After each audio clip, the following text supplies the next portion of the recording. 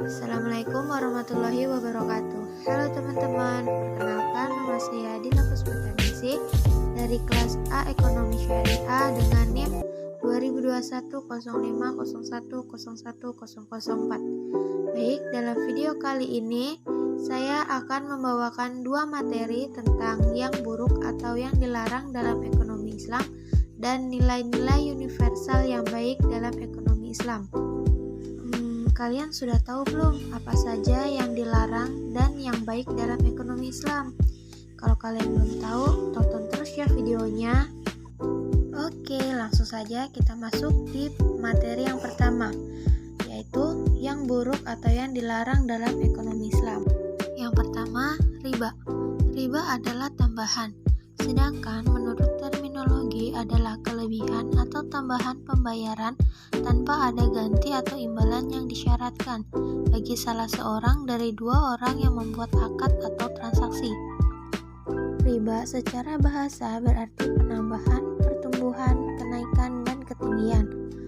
Dengan demikian, riba menurut istilah ahli fikih adalah penambahan pada salah satu dari dua ganti yang sejenis tanpa ada ganti dari tambahan ini. Tidak semua tambahan dianggap riba, karena tambahan terkadang dihasilkan dalam sebuah perdagangan dan tidak ada riba di dalamnya. Hanya saja tambahan yang diistilahkan dengan nama riba dan Al-Quran datang menerangkan pengharamannya adalah tambahan yang diambil sebagai ganti rugi dari tempo yang ditentukan. Qatadah berkata, sesungguhnya riba orang jahiliyah adalah seseorang menjual satu jualan sampai tempo tertentu dan ketika jatuh tempo dan orang yang berhutang tidak bisa membayarnya, dia menambahkan hutangnya dan melambatkan temponya. Selanjutnya, jenis-jenis riba. 1. Riba fadl, yaitu tukar-menukar dua barang yang sama jenisnya dengan kualitas berbeda yang disyaratkan oleh orang yang menukar. Contohnya, tukar-menukar emas dengan emas, perak dengan perak, beras dengan beras, dan sebagainya. Yang kedua, riba iyad, yaitu berpisah dari tempat sebelum ditimbang dan diterima. Maksudnya, orang yang membeli suatu barang, kemudian sebelum ia menerima barang tersebut dari si penjual, pembeli menjual kepada orang lain. Jual beli seperti ini tidak dibolehkan sebab jual beli masih dalam ikatan dengan pihak pertama. Yang ketiga, riba nasyiah, yaitu riba yang dikenakan kepada orang yang berhutang disebabkan memperhitungkan waktu yang ditangguhkan. Contohnya, Aisyah meminjam cincin 10 gram pada Aminah. Oleh Aminah disyaratkan membayar tahun depan dengan cincin emas sebesar 12 gram. Dan apabila terlambat 1 tahun, maka tambah 2 gram lagi, menjadi 14 gram dan seterusnya. Ketentuan keterlambatan pembayaran 1 tahun. Yang keempat, riba qard, yaitu meminjamkan sesuatu dengan syarat ada keuntungan atau tambahan bagi orang yang meminjami atau yang memberi hutang. Contohnya, Muhammad meminjam uang sebesar 25.000 kepada Ali. Ali mengharuskan dan mensyaratkan agar Muhammad mengembalikan hutangnya kepada Ali sebesar 30.000, maka tambahannya 5.000. Yang kelima, riba jahiliyah.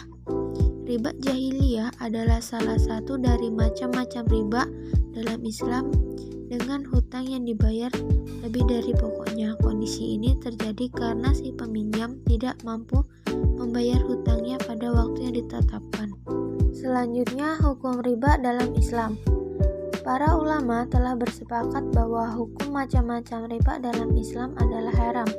Hal ini sebagaimana yang termaktub dalam Al-Quran Surah Al-Imran ayat 130 sebagai berikut, yang artinya, wahai orang-orang yang beriman, janganlah kamu memakan riba dengan berlipat ganda, dan bertakwalah kepada Allah agar kamu beruntung.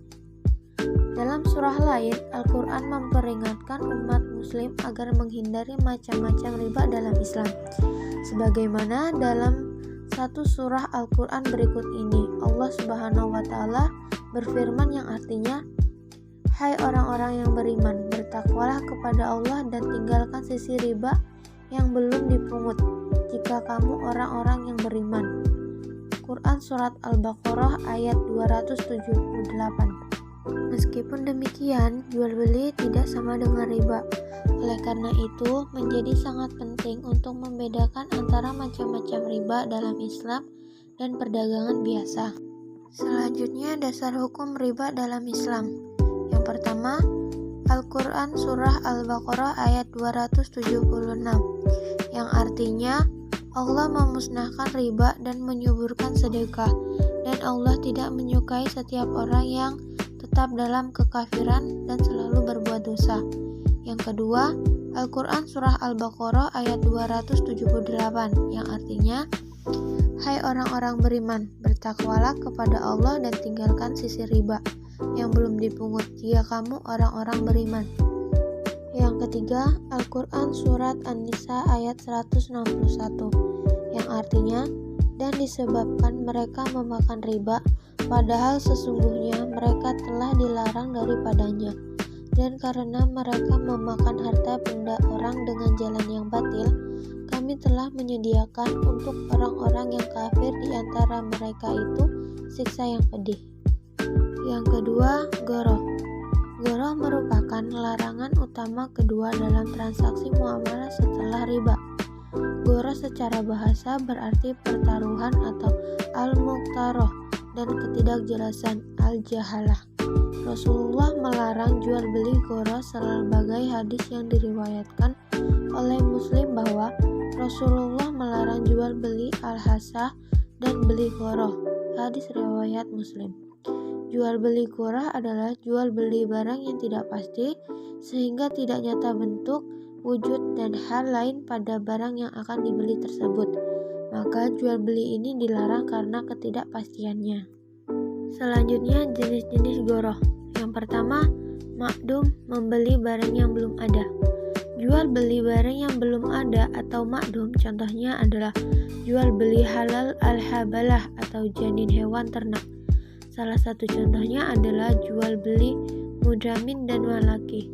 Mudamin sendiri adalah sesuatu yang masih di dalam tubuh jantan, sementara malaki merupakan sesuatu yang masih terdapat dalam tubuh betina. Contohnya yaitu jual beli susu yang belum diperah, janin dalam perut betina, dan wol yang masih di kulit hewan. Kedua, jual beli barang yang tidak jelas sifatnya. Maka dari itu, dalam transaksi tersebut harus dijelaskan berbagai sifat barang yang akan dijual dan dibeli. Contoh jual beli ghoroh jenis ini yaitu penjual menjual barang dengan harga 100.000 namun tidak diketahui jelas barang tersebut, menjual tanah namun ukuran tanah tersebut tidak diketahui, dan lain sebagainya. Ketiga, jual beli barang yang tidak bisa diserah terimakan. Jenis ghoroh yang satu ini bisa dilihat dengan jelas. Pasalnya, syarat transaksi adalah adanya barang untuk dijual atau dibeli, di mana penjual menawarkan barang yang tidak mampu diserah terimakan seperti jual motor yang telah dicuri dan jual beli budak yang kabur. Keempat, jual beli tanpa kejelasan harga. Jual beli ghoroh juga bisa terjadi karena ketidakjelasan harga yang diberikan. Misalnya, penjual menawarkan barang dengan harga kontan 500.000 dan 1 juta ketika diangsur tanpa menentukan salah satu pembayarannya. Ketidakjelasan akad tersebut membuat transaksi ini termasuk dalam jual beli ghoroh. Selanjutnya, jual beli ghoroh yang diperbolehkan. Meski para ulama bersepakat bahwa jual beli ghoroh dilarang, dalam beberapa kondisi dan faktor tertentu, kegiatan jual beli ini boleh dilakukan. Misalnya jual beli rumah hanya dengan pondasinya. Jual beli rumah hanya dengan melihat pondasinya boleh dilakukan dengan syarat adanya kesepakatan antara kedua belah pihak yaitu penjual dan pembeli. Meskipun tidak diketahui secara jelas ukuran dan jenisnya, namun hal ini diperbolehkan karena merupakan kebutuhan serta rumah dan pondasi merupakan satu kesatuan yang tidak mungkin lepas darinya. Yang ketiga, maisir. Kata maisir dalam bahasa Arab secara harfiah adalah memperoleh sesuatu dengan sangat mudah tanpa kerja keras atau mendapat keuntungan tanpa bekerja, yang bisa disebut berjudi. Judi dalam terminologi agama diartikan sebagai suatu transaksi yang dilakukan oleh dua pihak untuk kepemilikan suatu benda atau jasa yang menguntungkan satu pihak dan merugikan pihak lain dengan cara mengaitkan transaksi tersebut dengan suatu tindakan atau kejadian tertentu. Agar bisa dikategorikan menjadi judi, ada 3 unsur untuk dipenuhi. Pertama, adanya pertaruhan harta atau materi yang berasal dari kedua pihak yang berjudi. Kedua, adanya suatu permainan yang digunakan untuk menentukan pemenang dan yang kalah. Ketiga, pihak yang menang mengambil harta atau sebagian atau seluruhnya yang menjadi taruhan, sedangkan pihak yang kalah kehilangan hartanya. Dasar hukum tentang maisir. Perjudian dalam agama Islam jelas-jelas dilarang. Berdasarkan firman Allah dalam Al-Quran, mereka menanyakan kepadamu Muhammad tentang khamar dan judi. Katakanlah, pada keduanya terdapat dosa besar dan beberapa manfaat bagi manusia, tetapi dosanya lebih besar daripada manfaatnya. Dan mereka menanyakan kepadamu tentang apa yang harus mereka infakkan. Katakanlah, kelebihan atau dari apa yang diperlukan.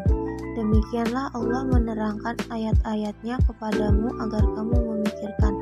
Quran Surat Al-Baqarah ayat 219.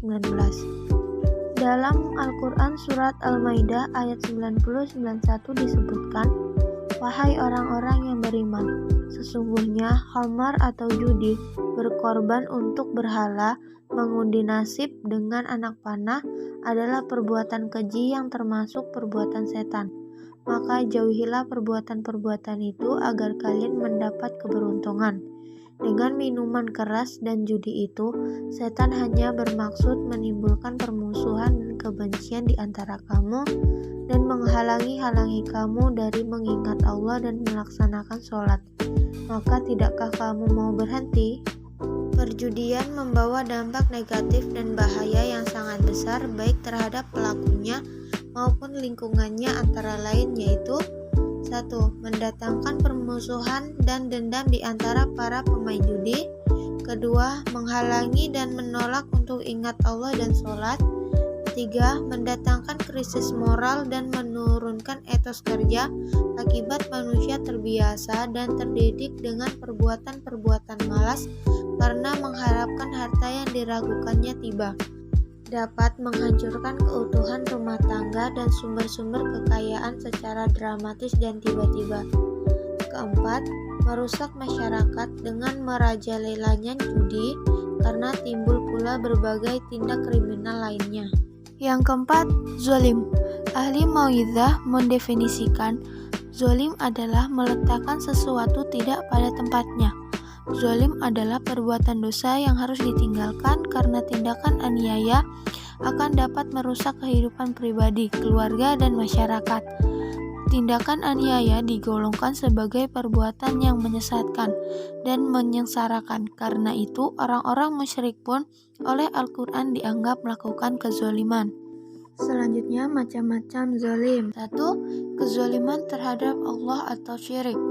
Syirik merupakan pandangan dan kepercayaan yang mengingkari bahwa Tuhan adalah Maha Esa dan Maha Kuasa.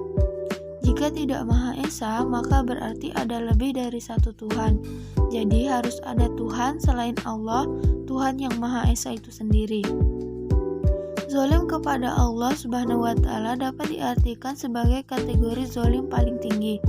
Karena syirik mempunyai makna menempatkan sesuatu tidak pada tempatnya dan berdampak merendahkan harkat dan martabat manusia. Pada hal ini manusia adalah puncak dari ciptaan Tuhan. Seperti firman-firman Allah berikut ini. 1. Ingatlah ketika Luqman berkata kepada anaknya saat dia menasehatinya, wahai anakku, janganlah mempersekutukan Allah.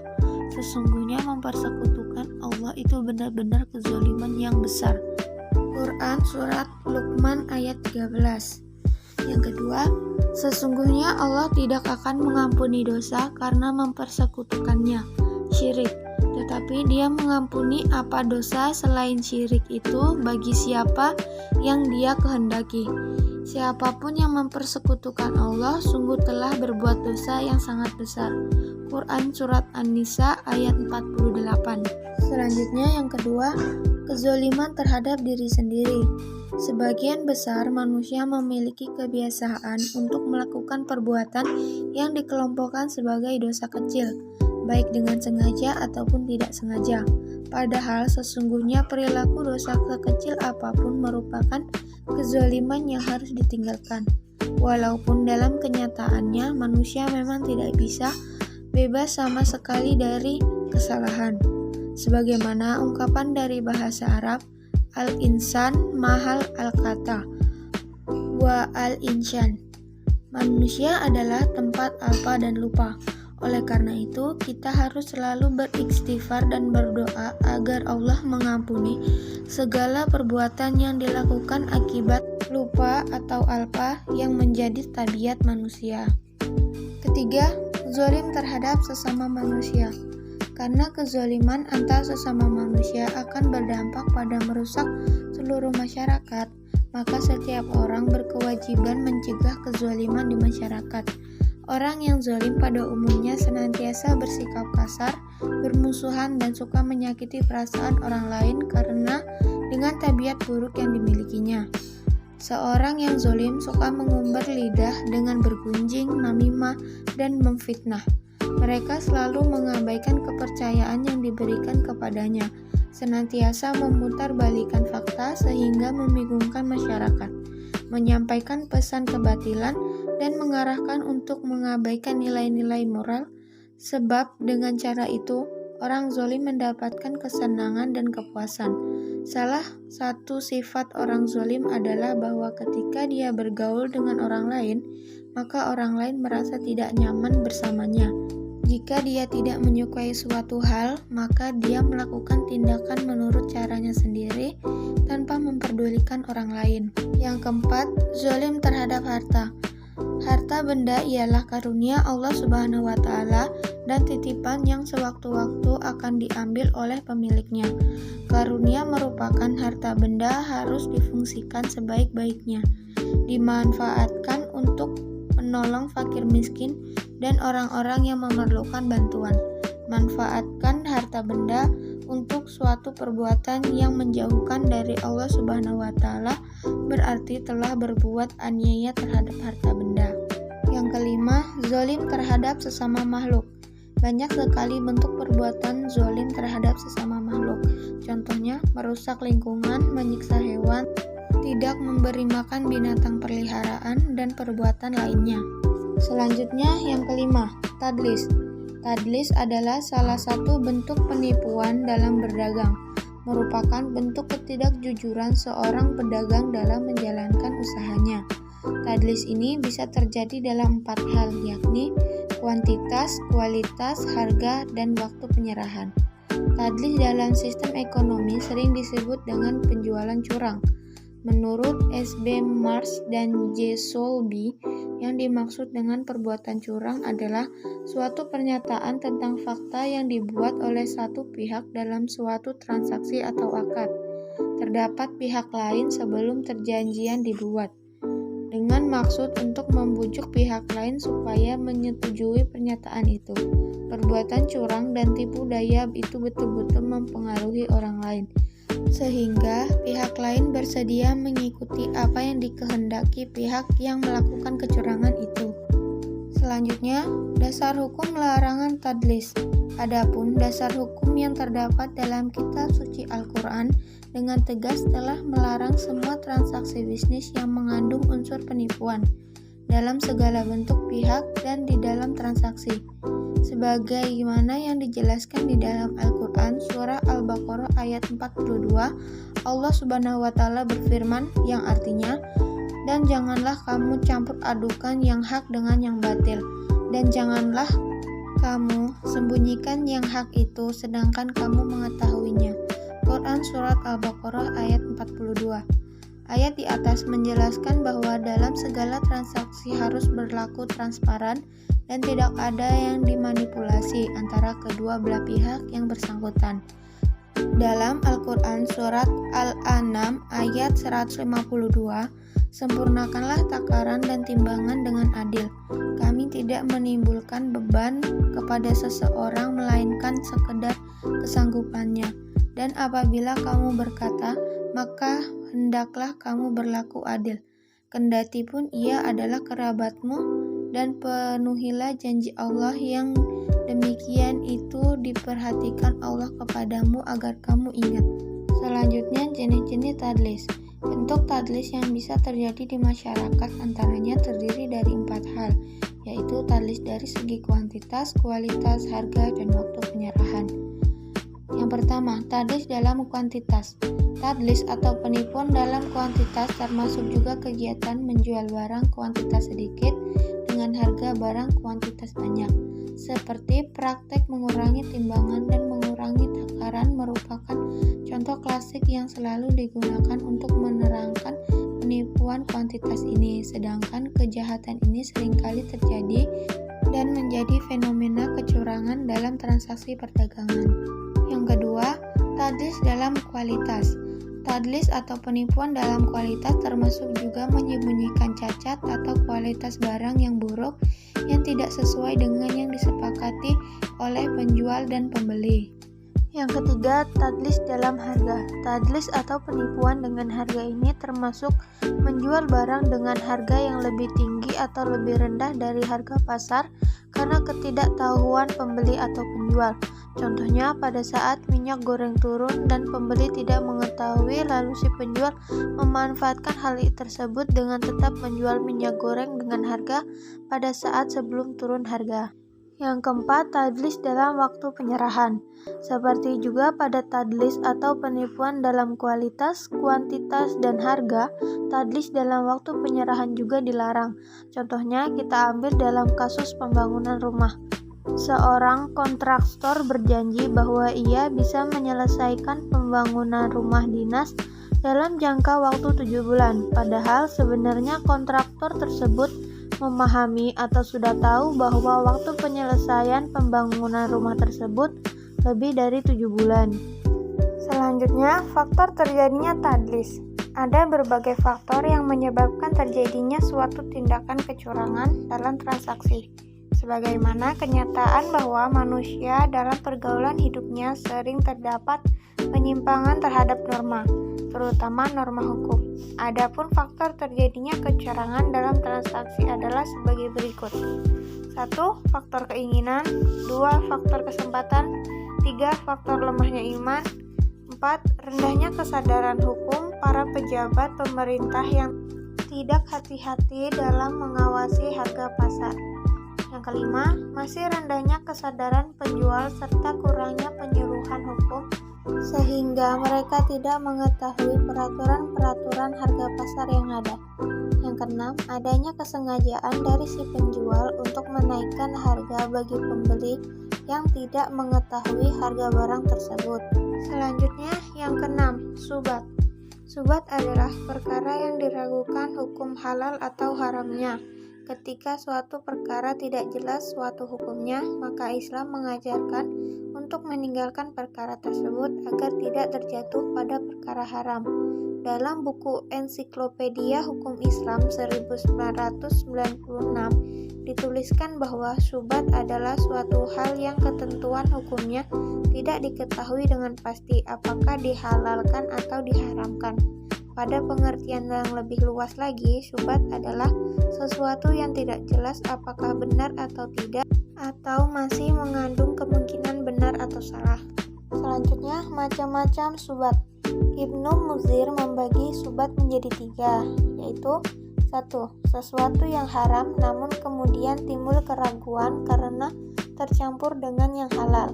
Yang kedua, kebalikannya, yaitu sesuatu yang halal namun kemudian timbul keraguan. Yang ketiga, sesuatu yang diragukan halal haramnya. Selanjutnya, beberapa pendapat ulama tentang syubhat. Abu Darda berpendapat bahwa ketakwaan yang sempurna bagi seorang hamba adalah dengan takut kepada Allah dan segala hal sekecil apapun, termasuk meninggalkan beberapa perkara yang diperbolehkan karena takut terjerumus pada perkara yang dilarang. Hasan Hasan Al-Basri berkata, ketakwaan senantiasa melekat pada orang-orang yang bertakwa selama ia meninggalkan beberapa hal yang diperbolehkan karena takut barang tersebut dilarang. Ats-Tsauri berkata, dikatakan bertakwa karena seseorang takut pada hal-hal yang sepatutnya tidak ditakutkan. Ibnu Umar berkata, saya lebih suka menjauh dari perkara-perkara yang dilarang dengan meninggalkan beberapa perkara yang diperbolehkan. Selanjutnya yang ketujuh, khianat. Khianat adalah sifat terlaknat penghancur seluruh umat. Sebuah sifat yang menjadikan kaum-kaum terdahulu mendapatkan azab yang sangat berat. Dialah sifat tercela bagi hamba yang senantiasa berbuat maksiat. Islam sangat mencela sifat khianat karena ia termasuk perbuatan tercela sekaligus maksiat. Khianat adalah salah satu perbuatan buruk yang harus dijauhi oleh umat Islam. Secara istilah, khianat adalah perbuatan tidak jujur yang dilakukan dengan melanggar janji atau sumpah. Allah Subhanahu wa Ta'ala sangat membenci orang yang berkhianat. Hal ini pun telah ditegaskan dalam Al-Quran surat Al-Anfal ayat 28-29 yang artinya, hai orang-orang yang beriman, janganlah kamu mengkhianati Allah dan Rasul Muhammad, dan juga janganlah kamu mengkhianati amanat-amanat yang dipercayakan kepadamu, sedangkan kamu mengetahui. Dan ketahuilah bahwa hartamu dan anak-anakmu itu hanyalah sebagai cobaan dan sesungguhnya di sisi Allah adalah pahala yang besar. Dalam hadis lain juga disebutkan jika seseorang berbuat khianat ia termasuk ke dalam golongan orang munafik. Rasulullah Shallallahu Alaihi Wasallam bersabda, tanda-tanda orang munafik itu ada 3, sekalipun dia puasa, sholat dan mengaku sebagai muslim. Jika berbicara bohong, jika berjanji ingkar, dan jika dipercaya khianat. Hadis riwayat Bukhari dan Muslim. Selanjutnya jenis-jenis khianat. Yang pertama khianat kepada Allah, yang kedua khianat kepada Nabi Muhammad SAW, yang ketiga berkhianat kepada orang lain, yang keempat khianat dalam bidang ilmu, yang kelima berkhianat dalam barang titipan, yang keenam khianat dalam berjanji, yang ketujuh khianat dalam anggota badan, yang kedelapan khianat antara suami dan istri. Selanjutnya yang kedelapan, haram. Haram adalah salah satu bentuk hukum taklifi yang dibahas secara khusus oleh ulama usul fikih. Menurut ulama usul fikih terdapat 2 definisi haram, yaitu dari segi batasan dan esensinya, serta dari segi bentuk dan sifatnya. Dari segi batasan dan esensinya, Imam Al-Ghazali merumuskan haram dengan suatu yang dituntut syar'i atau Allah Subhanahu wa Ta'ala dan Rasulnya untuk ditinggalkan melalui tuntutan secara pasti dan mengikat. Adapun dari segi bentuk dan sifatnya, Imam Al-Baidawi, tokoh usul fikih mazhab Syafi'i, merumuskan haram dengan suatu perbuatan yang perlakunya dicela. Ada juga ulama usul fikih yang menambahkan dalam rumusan tersebut dengan kalimat dan orang yang meninggalkannya pun dipuji sebagai lawan dari pengertian wajib. Selanjutnya jenis-jenis haram. Secara garis besar haram dibagi menjadi 2, yaitu 1. Haram karena perbuatan itu sendiri atau haram karena zatnya. Haram seperti ini pada pokoknya adalah haram sejak semula, misalnya membunuh, berzina, mencuri, dan lain-lainnya. Yang kedua, haram karena berkaitan dengan perbuatan lain atau haram karena faktor lain yang datang kemudian, misalnya jual beli yang hukumnya asal mubah berubah menjadi haram ketika azan Jumat sudah berkumandang. Nah, itulah tadi materi yang pertama kita. Selanjutnya kita akan masuk ke materi yang kedua, yaitu nilai-nilai universal yang baik dalam ekonomi Islam. Langsung saja, yang pertama kebebasan atau al-hurriyah. Prinsip al-hurriyah atau kebebasan merupakan kegiatan ekonomi yang dilakukan seseorang yang menikmati sepenuhnya kebebasan dalam berpikir dan bertindak.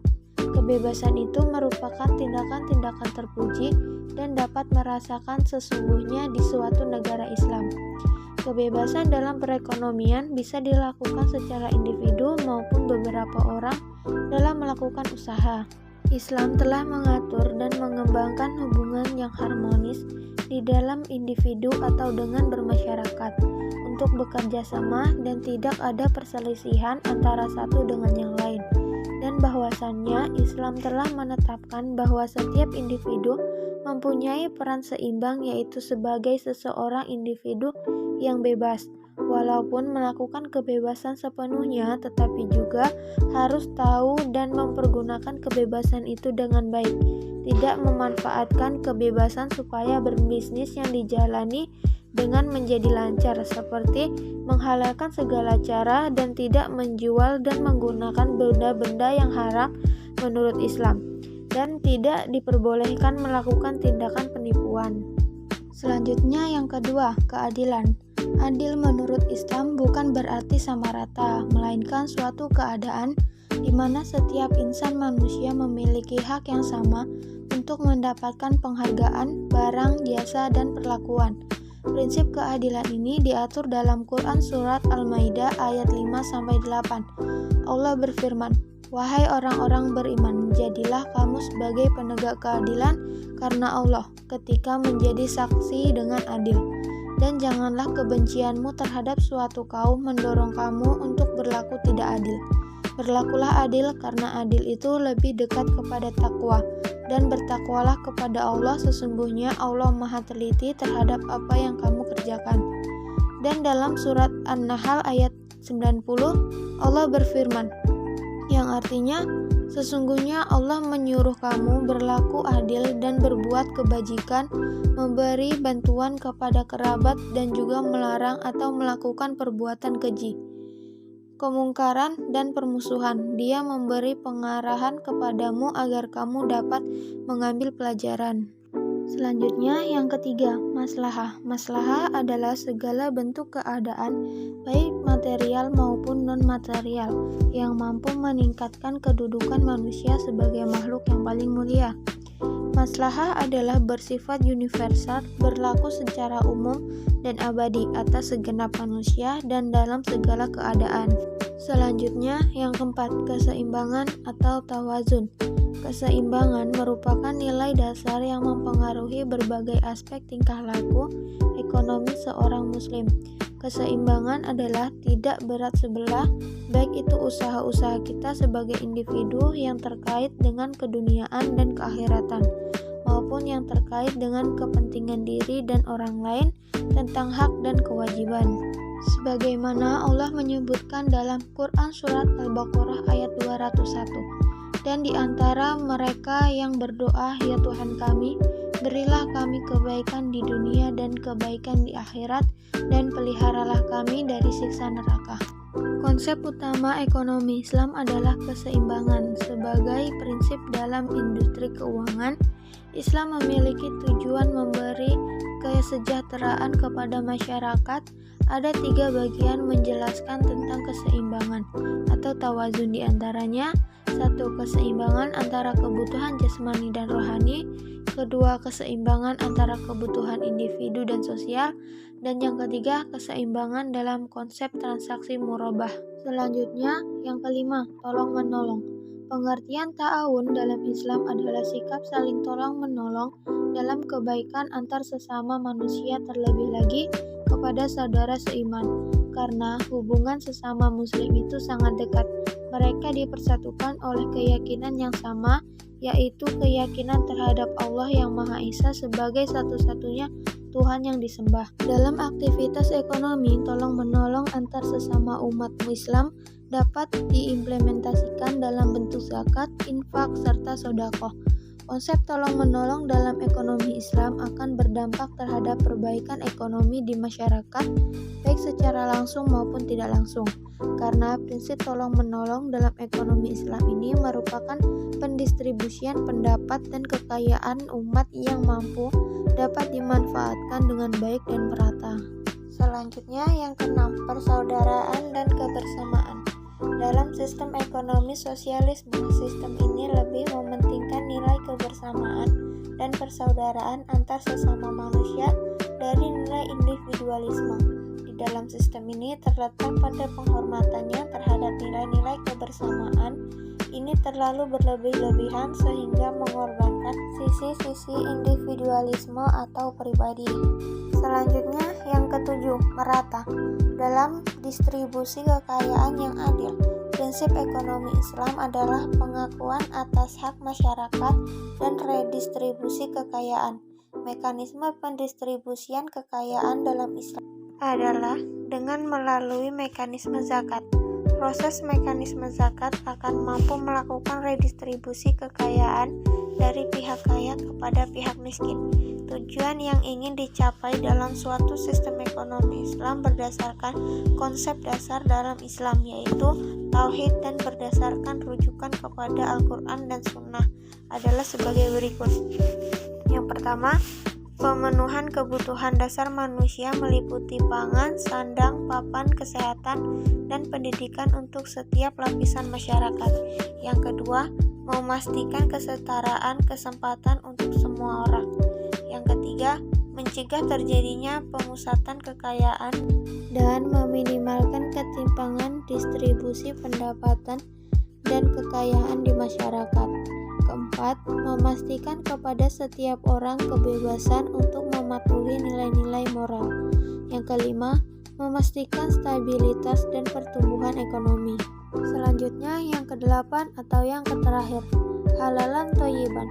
Halalan thayyiban adalah terdiri dari dua kata, yaitu halalan yang memiliki arti halal atau makanan yang lepas dan tidak terkait oleh hal-hal yang terlarang untuk dikonsumsi. Sedangkan kata thayyiban memiliki arti baik, lezat, sehat, paling utama, dan menenteramkan. Jadi, halalan thayyiban adalah makanan yang bebas tidak terkait oleh hal-hal yang menyebabkan dilarang untuk dikonsumsi, dan makanan tersebut dapat menyehatkan badan. Seperti yang disebutkan dalam Quran Surat Al-Baqarah ayat 168 yang artinya, "Hai sekalian manusia, makanlah yang halal lagi baik dari apa yang terdapat di bumi. Dan janganlah kamu mengikuti langkah-langkah syaitan, karena sesungguhnya syaitan itu adalah musuh yang nyata bagimu." Baik, itulah tadi dua materi yang bisa saya sampaikan. Kurang dan lebihnya mohon dimaafkan. Billahi taufiq wal hidayah. Wassalamualaikum warahmatullahi wabarakatuh.